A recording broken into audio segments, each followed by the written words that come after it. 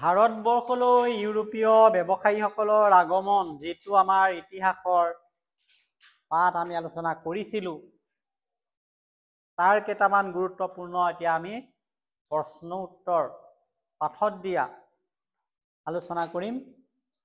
গতিকে তোমালোকে একেবাৰে ছুটিবিলাক চিন দি ল'বা, নহ'লে পেঞ্চিলে লিখি ল'বা। দীঘলখিনি আমি পৰৱৰ্তী সময়ত লিখিব পাৰিম। আহাচোন তেতিয়াহ'লে আমি আমাৰ বিশেষ কিছুমান প্ৰশ্ন আলোচনা কৰোঁ। কিতাপত চমু উত্তৰ লিখিবলৈ প্ৰথমে দিছে 1 নম্বৰ। 1 নম্বৰৰ এটা প্ৰশ্ন দিয়া আছে, ব্ৰিটিছ ইষ্ট ইণ্ডিয়া কোম্পানী কিমান খ্ৰীষ্টাব্দত প্ৰতিষ্ঠা হৈছিল? আছেনে প্ৰথম প্ৰশ্নটো? গতিকে চনটো হ'ব তেতিয়াহ'লে 1599 খ্ৰীষ্টাব্দ। বাকীখিনি একেই, পেঞ্চিলেৰে লিখি লোৱা। ব্ৰিটিছ ইষ্ট ইণ্ডিয়া কোম্পানী 1599 খ্ৰীষ্টাব্দত গঠন হৈছিল বা প্ৰতিষ্ঠা হৈছিল। এইডোখৰলৈকে আমাৰ অসুবিধা নাই। প্ৰথম প্ৰশ্নটো এইটোৱে। নেক্সট যিটো প্ৰশ্ন আছে, ভাৰতবৰ্ষলৈ অহা জলপথ পোনতে কোনজন নাবিকে আৱিষ্কাৰ কৰে? ইউৰোপ মহাদেশলৈ ভাৰতলৈ আহিছিলে। ইউৰোপ মহাদেশৰ পৰা ভাৰতলৈ আহিছিলে ব্যৱসায় বাণিজ্য কৰিবলৈ। প্ৰথমতে আহিছিলে স্থলপথেৰে। যেতিয়া কনষ্টাণ্টিনোপল দখল কৰিলে তুৰ্কীসকলে, এইটো বন্ধ কৰিলে ৰাস্তা। তাৰপিছত জলপথেৰে আহিবলৈ ধৰিলে। আৰু সেই জলপথে আহোঁতে আমেৰিকাৰ আৱিষ্কাৰ হৈছিলে কলম্বাছৰ সময়ত। পৰৱৰ্তী সময়ত পৰ্তুগীজ নাবিক এইজন ভাস্কো দা গামাই আৱিষ্কাৰ কৰে ভাৰতবৰ্ষলৈ অহা এই জলপথটো। চনটো আছিলে 1498 চন। এইটো কেতিয়াবা আহিব পাৰে। আৰু পুলিকট, কালিকট এই বন্দৰবিলাকত উপস্থিত হৈছিলে। এতিয়া ভাস্কো দা গামা, উত্তৰটো পৰ্তুগীজ নাবিক ভাস্কো দা গামাই আৱিষ্কাৰ কৰে প্ৰথম জলপথটো ভাৰতবৰ্ষলৈ অহা। এতিয়া আহিলে ওলন্দাজসকল।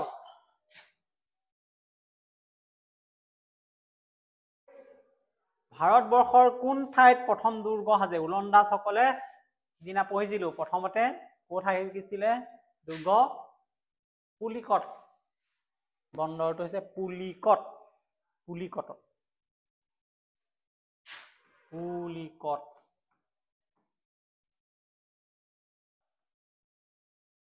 গতিকে প্ৰথম দুৰ্গ সাজিছিলে ওলন্দাজ বিলাকে পুলিকট। এতিয়া ব্ৰিটিছ যিগৰাকী ৰাজকুমাৰ আছিলে দ্বিতীয় চাৰ্লছ, তেওঁ বোম্বাই ৰিজৰ্ট দিছিলে। বোম্বাই যিটো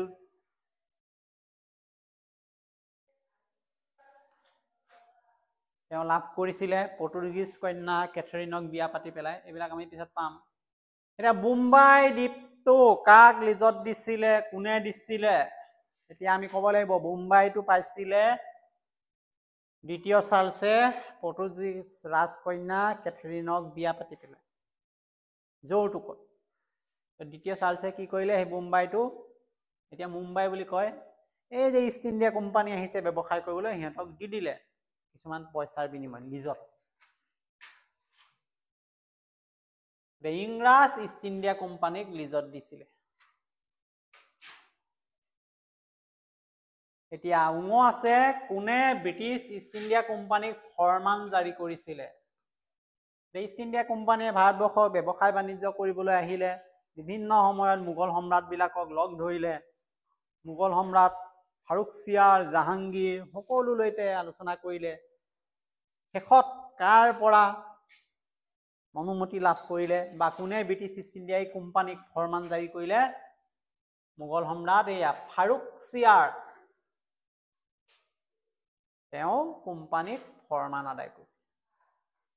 ফৰমান মানে অনুমতি পত্ৰ, চুক্তি পত্ৰ, নিৰ্দেশনা পত্ৰ ৰজাৰ ঘৰৰ পৰা যে দিয়ে আদেশ এই ফৰমানখনৰ কথা কৈছে তেতিয়া কোন হ'ব তেতিয়া ফাৰুকছিয়াৰৰ কথা আমি ক'ব লাগিব এতিয়া ক অংশৰ লগত খ অংশ মিলাব লাগে উত্তৰকেইটা আমি কৰি দিছো ইতিমধ্যে তোমালোকৰ তাত নিশ্চয় এখন টেবুল আছে নে নাই টেবুলখন মিলাব লাগিব এতিয়া কলম্বাছে কি কৰিছিলে তেতিয়াহ'লে আমেৰিকা আৱিষ্কাৰ কৰিছিলে এইটো কলম্বাছৰ লগত ৰিলেট কৰিব লাগিব সংযোগ কৰিব লাগিব উইলিয়াম হকিংছ এজন প্ৰতিনিধি আহিছিলে ব্ৰিটিছসকলৰ পৰা প্ৰতিনিধিজনক আমি কটকী বুলি কওঁ দূত যেনে ৰজাৰ দূত থাকে আগতে বিভিন্ন খবৰ খাতি দিবলৈ বিভিন্ন ৰাজ্যৰ পৰা আহে উইলিয়াম হকিংছ তেতিয়াহ'লে ইংৰাজ কটকী মেছেঞ্জাৰ ইংলেণ্ডৰ পৰা আহিছে তাৰ ৰজা ৰাণীৰ প্ৰতিনিধি হৈ ভাৰতবৰ্ষৰ সম্ৰাটক লগ ধৰিবলৈ ভাস্কো দা গামা এতিয়া পাইছেনে নাই পৰ্তুগীজ নাবিক যি নেকি ভাৰতবৰ্ষলৈ অহা সাগৰীয় যিটো পথ এই পথটো তেওঁ কি কৰিলে আৱিষ্কাৰ কৰিছিল দ্বিতীয় চাৰ্লছ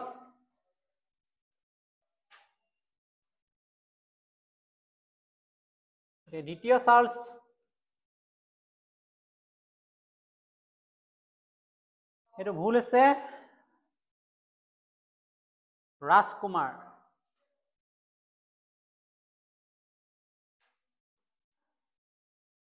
লাইনটো কি বুলি আছে কিতাপত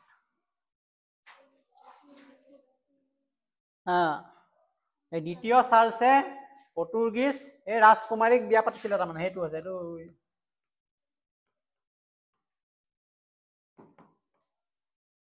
আমি কৈছে যে দ্বিতীয় চাৰ্লছে পৰ্তুগীজ ৰাজকুমাৰী কেথৰিনক বিয়া পাতিছিলে আৰু যৌতুকত এই বোম্বাই দ্বীপটো লাভ কৰিছিলে আৰু সেই বোম্বাইটো এই দ্বিতীয় চাৰ্লছে ইষ্ট ইণ্ডিয়া কোম্পানীক লিজত দিছিলে গতিকে পুলিকটত পৰ্তুগীজ বিলাকে বন্দৰ স্থাপন কৰিছিলে আৰু আছে নেকি মিলাবলৈ লগতে ওলন্দাজ বিলাকেও প্ৰথম তাত দুৰ্গ স্থাপন কৰিছিলে গতিকে যিকোনো ধৰণৰ যদি এটা ওলন্দাজ দিয়ে তেতিয়াহ'লে পুলিকটত প্ৰথম দুৰ্গ স্থাপন কৰিছিলে এইটো মিলাই লোৱা কি বুলি আছে ওলন্দাজ আছে নেকি তেতিয়া ওলন্দাজ হ'ব এইটো টাইপ কৰোঁতে গণ্ডগোল আছে বা যি কি নহওক এই পুলিকটত প্ৰথমটো দুৰ্গ ওলন্দাজ বিলাকে স্থাপন কৰিলে এইখিনিলৈকে আমাৰ হৈ গৈছে মিলোৱাটো খালী ঠাই পূৰ কৰা 3 নম্বৰত আছে কি কি আছে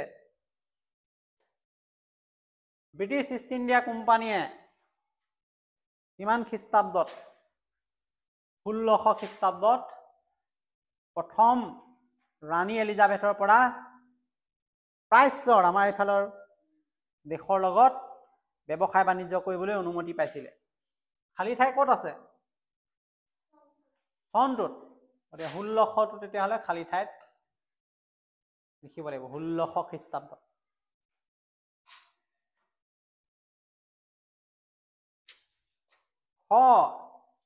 বাণিজ্যবাদৰ দ্বাৰা দেশৰ অৰ্থনৈতিক কাম কাজৰ চৰকাৰৰ নিয়ন্ত্ৰণাধীন কৰা হয় ইয়াত খালী ঠাই ক'ত আছে এই ধৰত আছে গতিকে এইটো খালী ঠাইত বাণিজ্যবাদ বুলি লিখিব লাগিব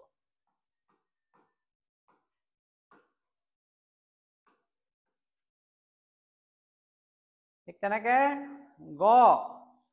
দ্বিতীয় চাৰ্লছে মুম্বাইটো ইষ্ট ইণ্ডিয়া কোম্পানীক লিজত দিছিল কোন ডোখৰত খালী ঠাই আছে মুম্বাই বা বোম্বাই এইটো চনটো যদি খালী ঠাই দিয়ে 1661 খ্ৰীষ্টাব্দত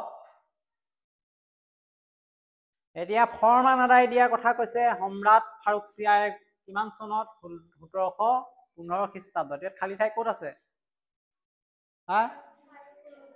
ফাৰুকছিয়াৰ মোগল সম্ৰাট ফাৰুকছিয়াৰৰ তাত এজন সম্ৰাট হয় যেনেকে আকবৰৰ নাম শুনিছো আমি শুনিছো নাই বাবৰৰ নাম শুনিছো শাহজাহানৰ নাম শুনিছো এই ফাৰুকছিয়াৰো মোগল সম্ৰাট আছিল একেবাৰে শেষৰ পৰ্যায়ত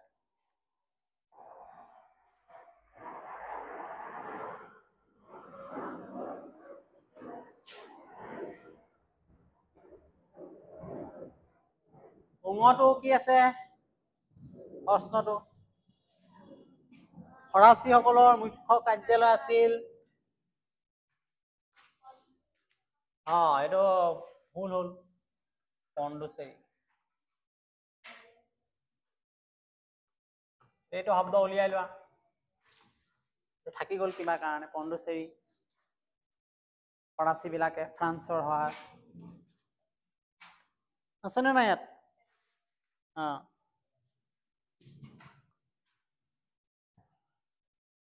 এতিয়া আহিলে সত্য অসত্য বিচাৰ কৰা কোনটো শুদ্ধ অশুদ্ধ আমি টিক মাৰিব লাগে ক 18শ শতিকাত মোগল সাম্ৰাজ্য শক্তিশালী আছিল অশুদ্ধ